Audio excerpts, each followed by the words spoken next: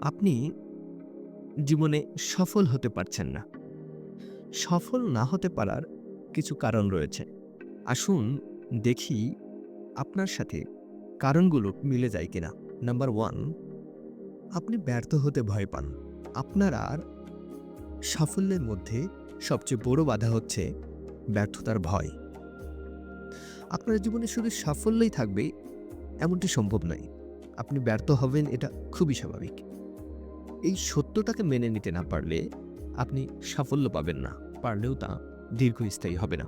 যদি ভাবেন যে আমি ব্যর্থ হতেই পারি, এটা স্বাভাবিক, তাহলে দেখবেন আপনি সফল হতে পারবেন। সাফল্য ও ব্যর্থতা নিয়ে জীবন, এটি মেনেই কাজ করলে আপনি সফল হতে পারবেন।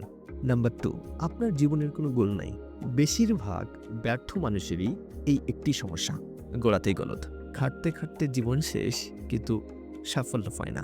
কারণ তিনি জানেন না তিনি কেন পরিশ্রম করছেন। ধরেন আপনি হাঁটা শুরু করলেন, কিন্তু আপনার গন্তব্য কি এটি আপনি জানেন না।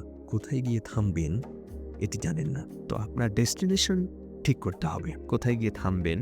নাম্বার 3, আপনার পরিকল্পনার অভাব আছে। আপনি কাজ করছেন, কিভাবে করছেন? কোনো রোড ম্যাপ নাই, কোনো প্ল্যান নাই। ধরেন আপনি হাঁটা শুরু করলেন, কিন্তু আপনি কতদূর গিয়ে বিশ্রাম নিবেন বা কোন মাধ্যমে যাবেন? আপনার ডেস্টিনেশনে পৌঁছাতে হলে আপনি গাড়ি ব্যবহার করবেন নাকি হেঁটে পৌঁছবেন? রাস্তার মাঝখানে কি করবেন? এই সমস্ত কাজগুলোর একটি রোড ম্যাপ দরকার। এই পরিকল্পনার অভাব রয়েছে। নাম্বার 4, আপনি আপনার ভুলগুলো থেকে শিক্ষা নেন না। অনেকেই ভুলগুলোকে নিজের অযোগ্যতার লক্ষণ হিসেবে মনে করে। তারা তখন মনে করেন যে তাদের পক্ষে কখনোই কোনো কিছু অর্জন করা সম্ভব নয়। এমনকি তারা চেষ্টা করা পর্যন্ত ছেড়ে দেন। একটা জিনিস মনে রাখতে হবে, ব্যর্থতা আমাদের সফল হতে সাহায্য করে। যদি আমরা সেই ভুলগুলোর কারণগুলো বের করতে পারি এবং সেগুলো আমরা অমিট করতে পারি, তাহলে আমরা খুব দ্রুতই সফল হতে পারবো। সর্বশেষ আমাদেরকে মনে রাখতে হবে, সফলতার মূল চাবিকাঠি কঠোর পরিশ্রম। কঠোর পরিশ্রম করলেই আমরা কেবল সফলতার দেখা পেতে পারি, তাছাড়া নয়। সবাই ভালো থাকবে।